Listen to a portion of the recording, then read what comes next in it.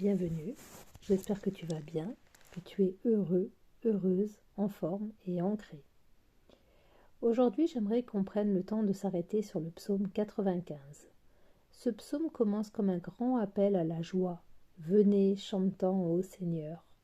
C'est une invitation à entrer dans une énergie de gratitude, de reconnaissance, presque un élan du cœur qui se tourne vers quelque chose de plus grand.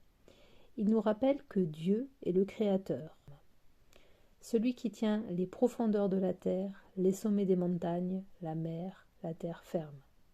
Tout ce qui existe repose entre ses mains. Et dans cette immensité, nous sommes le peuple de son pâturage, les moutons de sa main. Cela veut dire que nous ne sommes jamais abandonnés, jamais sans guide. Et le temps change. Le psaume devient un avertissement. Aujourd'hui, si vous entendez sa voix, n'endurcissez pas votre cœur. On nous rappelle l'histoire d'une génération qui s'est égarée pendant 40 ans, non parce qu'elle était mauvaise, mais parce qu'elle avait fermé son cœur. Elle voyait les signes, mais ne les comprenait pas. C'est un psaume qui dit « Ne passez pas à côté de ce que vous vivez, ne vous fermez pas à ce qui vous est montré, gardez votre cœur ouvert, souple, vivant. » Ce psaume n'est pas une menace, c'est une invitation très profonde à rester dans l'écoute intérieure. À ce psaume s'est associé en ce jour l'as de denier sur la tranche. Pour moi, une carte sur la tranche, c'est toujours un choix. Il n'y a rien qui est définitif, c'est pas fermé, c'est pas imposé, c'est une porte entrouverte. L'as de denier, c'est normalement une graine, une opportunité matérielle, un nouveau départ concret. Mais sur la tranche, il devient une invitation intérieure. Est-ce que tu veux accepter de faire ce travail personnel, ce travail d'avancement, ce travail d'alignement? À l'endroit, c'est presque de construire, d'avancer, d'investir dans quelque chose de plus grand que soi, dans ce que tu appelles l'espérance pour Gaïa, pour la Terre, pour le monde que nous voulons bâtir.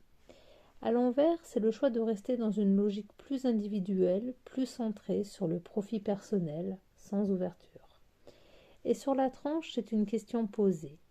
Que veux-tu nourrir? Que veux-tu faire pousser?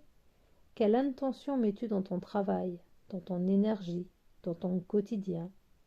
Ce n'est pas un jugement, c'est une remise de clé.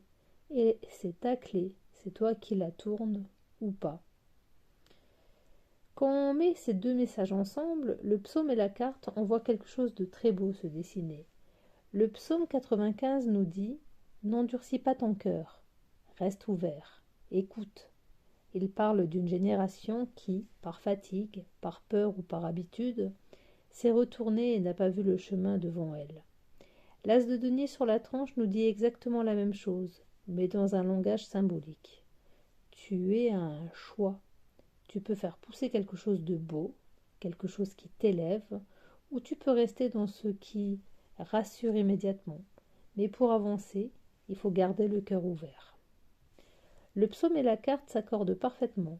L'un te parle d'écoute intérieure, l'autre te parle d'intention et de direction.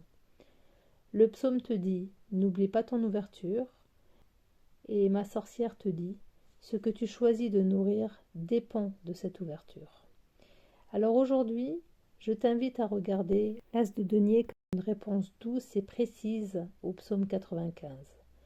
Tu es à un moment d'opportunité, mais l'issue dépend de toi, de ton cœur, de l'état de ton cœur. Garde-le vivant, souple, disponible, ouvert, et le chemin se révélera. Voici mon interprétation.